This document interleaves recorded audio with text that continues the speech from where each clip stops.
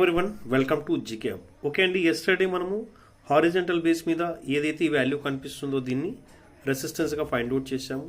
అలాగే horizontal base మీద ఈ వాల్యూని సపోర్ట్గా మనము ఫైండ్ అవుట్ చేసాము అనమాట.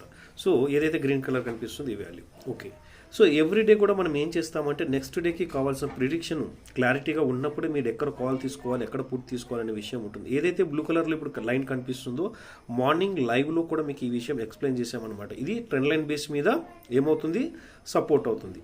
సో హారిజంటల్ బేస్ మీద సపోర్ట్ అండ్ రెసిస్టెన్స్ చేసామన్నమాట. ఇప్పుడు ఇది కూడా ఏంటి, ట్రెండ్ లైన్ బేస్ మీద రెసిస్టెన్స్ అంటే క్లియర్గా ఏం చెప్పాము, ఇది ఒక వెడ్జ్ ప్యాటర్న్ అనమాట. సో ఇలా వెడ్జ్ ప్యాటర్న్ ఫామ్ అయిన తర్వాత ఎప్పుడైతే ఈ ట్రెండ్ లైన్కి ఇలా బిలో బ్రేక్ అవుతుందో ఫస్ట్ టార్గెట్ ఏమవుతుంది 25,479 లేదా 79 అండి. సో ఈ విధంగా అనుకున్నాం. సో మార్కెట్ కూడా ఇక్కడ నుంచి ఆల్మోస్ట్ ఒక 189 పాయింట్స్ అయితే కంటిన్యూ డౌన్ సైడ్కి ఫాల్ అయింది. ఇక్కడ గమనించాల్సిన విషయం ఏదైతే మనం ముందుగానే సపోర్ట్ అండ్ ఫైండ్ అవుట్ చేశామో ఆ వాల్యూ దగ్గరకు వచ్చినప్పుడు మార్కెట్ అక్కడి నుంచి బ్రేక్ అవ్వలేదు. కాబట్టి ఎవరైనా పీఈ పొజిషన్లో ఉన్నట్లయితే ఏం చేస్తారండి, మీ యొక్క ప్రాఫిట్ అనేది బుక్ చేసుకునే ఆపర్చునిటీ మీకు అక్కడ ఇస్తుంది అనమాట.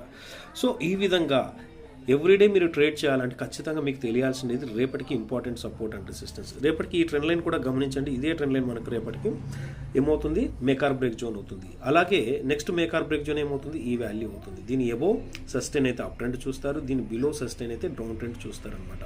బ్రేక్ అవ్వడం వేరు, సస్టైన్ అవ్వడం వేరండి. ఓకే ఫ్రెండ్స్, ఇలాంటి అప్డేట్స్ లేదా చార్ట్ ప్యాటర్న్స్ గురించి పూర్తి అవగాహన తెలుసుకోవాలంటే మన జీకే హబ్లో 3 వీక్స్ మీరు రావచ్చు.